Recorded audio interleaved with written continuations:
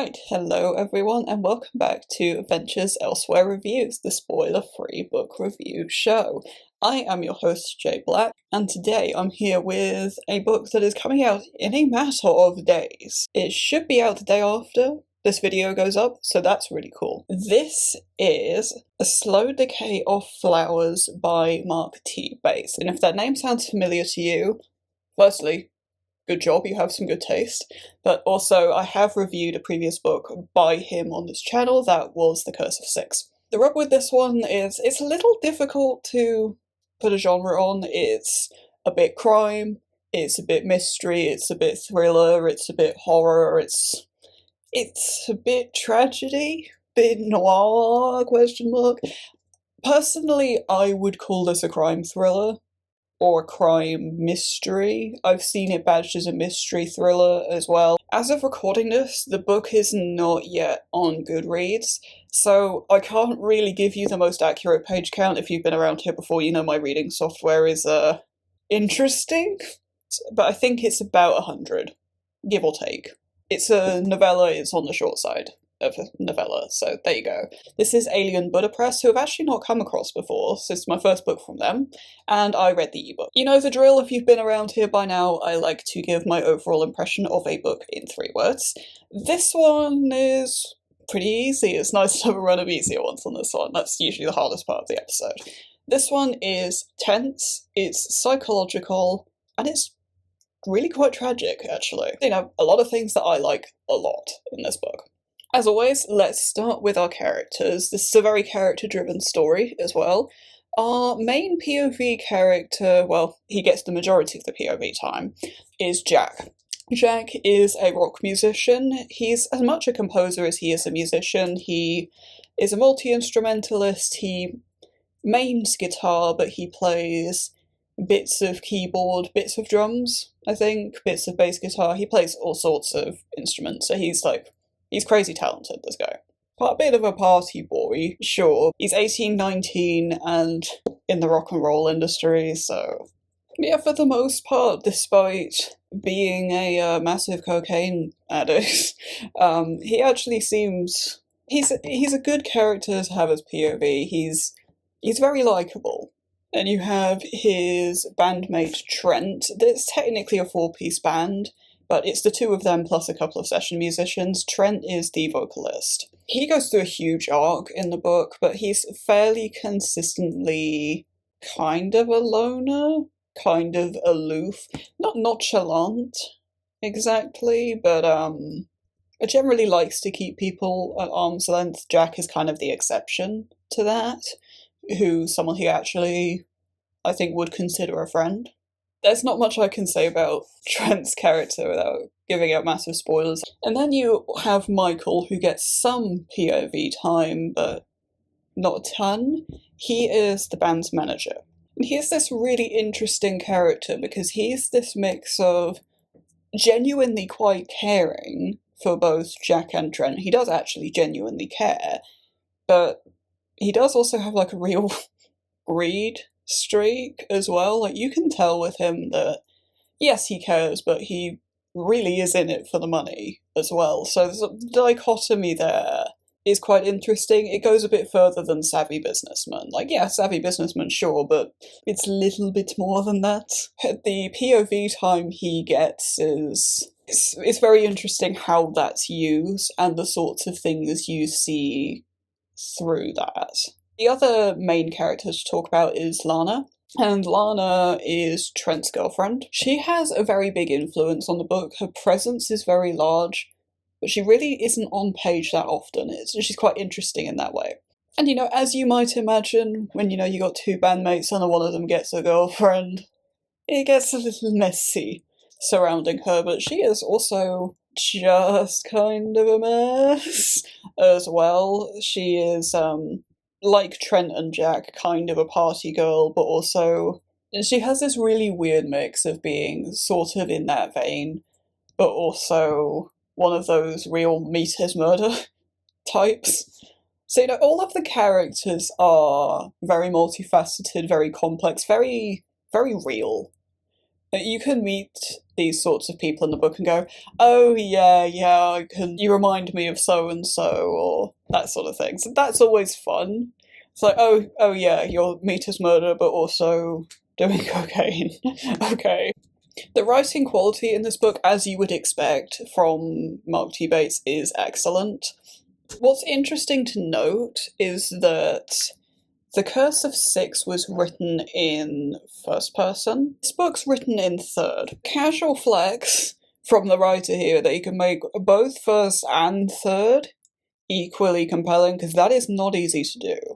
And especially third person for a sort of crime mystery thriller type story, that can be really difficult to do well. Real props to the writer on this one. Pacing wise, this one's sort of interesting because it's quite slow, but it's that quiet, slow pace that I really like. So that's things like if you've read Is She Dead in Your Dreams? And it's just nicely done here as well. It speeds up as the book goes on, which makes a lot of sense thematically and sort of mystery-wise as well, but also just in terms of the circumstances of the book as well.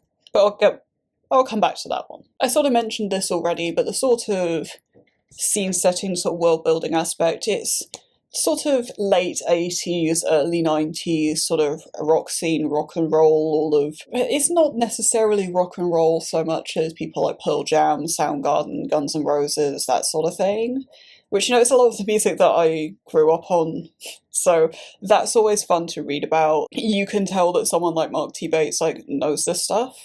Because you do get writers who do this, who are like, oh, I'm going to play into 90s nostalgia, here's Pearl Jam, and it's like, you have not listened to Pearl Jam. There's a moment where Jack thinks about his music and how it would sound with a different singer, and the sorts of singers he picks out, you really, Trent's vocals are described, but when he picks out other singers that would work, you really get a vibe for what Trent's voice sounds like, and also what Jack's music sounds like. So that was really fun. I really liked that. That was such a nice touch. You also get a little dribble of the occult in this book as well. I always have mixed feelings about that in a sort of mystery thriller story because it can be overdone. Given the sort of scene, the sort of atmosphere we have in this book, it would be remiss not to have it in the sort of harder rock, sort of metal community. It's just part of it, it's just there.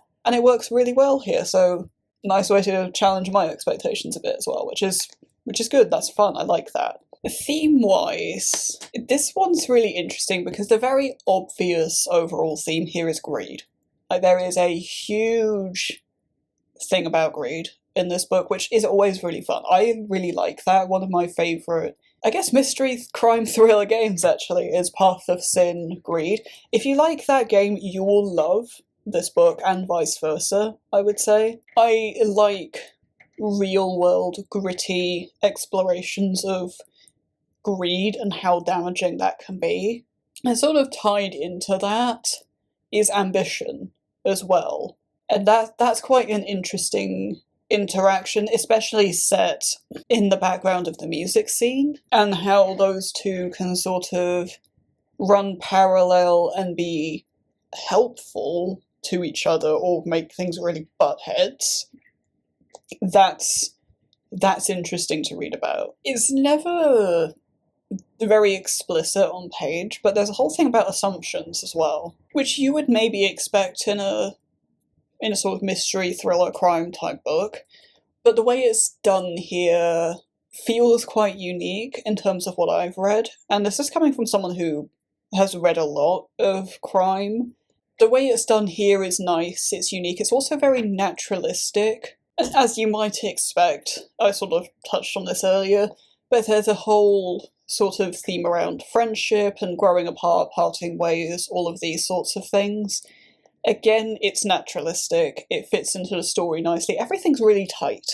Like the characters, the scene it's in, all the themes and everything, it just fits really tightly. It's just well constructed in that sort of way. Similar, but the key word here is similar, Fane to the Curse of Six, it does have a bit of a dual timeline structure.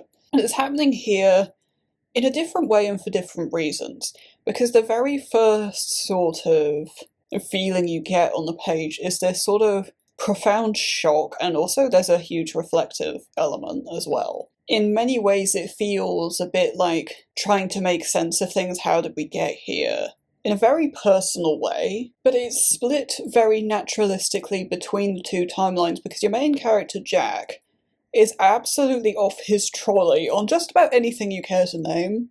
Like, this man is high as a kite, but also has had rather a lot of alcohol and is in no sign of stopping on either of those two things anytime soon. So, you know, there are parts where he stupefies a bit or falls asleep or passes out, and then that sort of splits back. It's very nicely done. They're interesting because there aren't chapters particularly. I feel like that links in really nicely.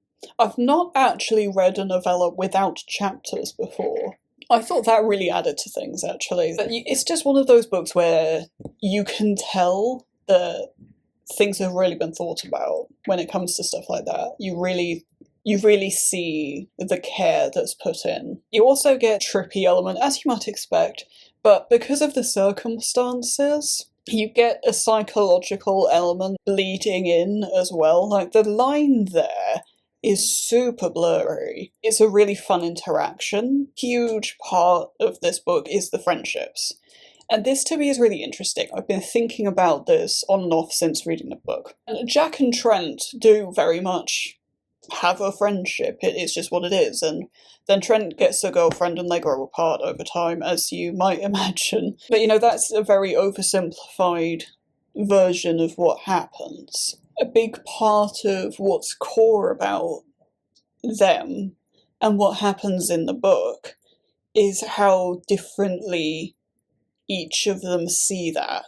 And also Lana's influence on that and how she sees that, because there are a lot of things with her that you do have to take with a grain of salt.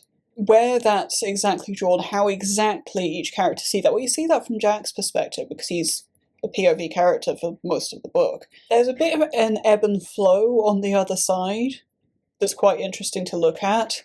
And then you get the Trent-Michael friendship, the Trent-Michael relationship.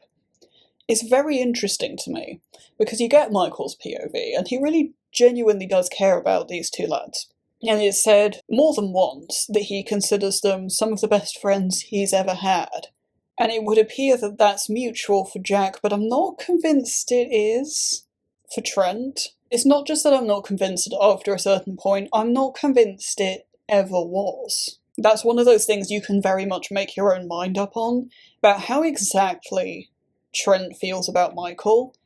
It's one of those books that I think a reread is really worthy on. This being a mystery thriller book, there is really only so much I can say without spoilers. So talking about some favourite moments, when Michael is first on the page, that's a really fun scene. And especially when you switch into his POV, that is almost where you start to really see the heart of the book. Like, that's a really fun moment. I really, really liked that. That was an instant favourite for me. As you might imagine, Jack has some tattoos. And there's a scene. Strange things happen with the tattoos. And that was really fun. That was really one of those moments where I'm like, I don't know how literally I should be taking this. Don't know how unreliable Jack is being as a narrator at this point. And the big reveal at the end. This is where a lot of mystery and crime stories fall down, because they try way too hard in these sorts of moments. Well, the other thing you often see with mystery stories is, I'm going to introduce a whole load of new information that you couldn't possibly have gotten at any point prior in the finale, so that I look like I'm smarter than you. And it's actually more just the hallmark of a not very well written mystery. And neither of those things happen here. The big reveal it's just clever in its simplicity. It's a simple solution that it makes sense and you go, oh, a simple, clever solution, big reveal in a mystery, it's just massively underrated. and it's just really nicely done here. Well executed, it's the absolute crux of a story like this. Props to the writer, good job. Art-inspiring moments? There are a few I could pull out of this book. Without spoilers, it's a little harder. But, you know, I mentioned Jack has tattoos. Some of those are described really nicely. That would be a very obvious thing to draw. And also the New Year's Eve concert. Concerts are always a sort of obvious one to pull on because it's just fun, but particularly given the significance of the New Year's Eve concert to the story. There's a lot you could do with the drawing like that. You could make it look like a very typical concert, but then the little details speak of something more that's happening. And that's very much what this book feels like, almost. This book is a really solid story, and it's really inspired, and the writer really cares, and you can really tell. This book is absolutely excellent. There's no way you couldn't give it a 5. Honestly, I think the vast majority of people would enjoy this book. If you like thrillers, if you like mystery, if you like crime, if you like 80s, 90s rock music, if you just want a really good, solid, character-driven story, and who doesn't, this is the book for you. But yeah, check out this book, check out this writer. 2 for 2, this man is quickly propelling to the top of my favourite authors list. And I don't say that lightly. If you are a fellow writer and you would like to send me an ARC, there is a cheat sheet at the end of the video, which should give you the sort of basics of what I will and won't take. That, however, is not comprehensive by definition. There is a full timestamped video with all the information you could ever possibly want, I'm sure, in there. That is in the description, and also you can just, if there's anything further that you'd like to know, you can just ask. And if you want to submit an inquiry, the Google form to do that is also in the description. But until next time, you have a wonderful rest of your day, and happy reading.